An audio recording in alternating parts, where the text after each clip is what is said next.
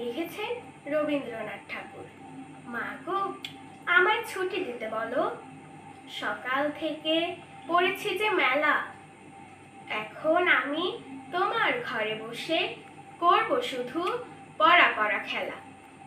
তুমি বলছো দুপুর এখন সবে, না হয় যেন সত্যি হলো তাই। একদিনও কি দুপুর বেলা হলে বিকেল হলো মনে করতে নাই? আমি তো বেশ ভাবতে পারি মনে। সূর্যি ডুবে গেছে মাঠের শেষে, বাগদি বুড়ি চুপড়ি ভরে নিয়ে শাক তুলেছে পুকুর ধারে এসে। আধার হলো মাদার গাছের তলা, কালি হয়ে এলো দিঘির জল।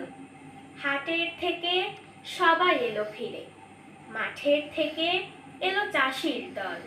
মনে কর না উঠল সাছের তারা, মনে কর না সন্ধে হলো যেন। রাতের বেলা দুপুর যদি হয়, দুপুর বেলা রাত হবে না কেন?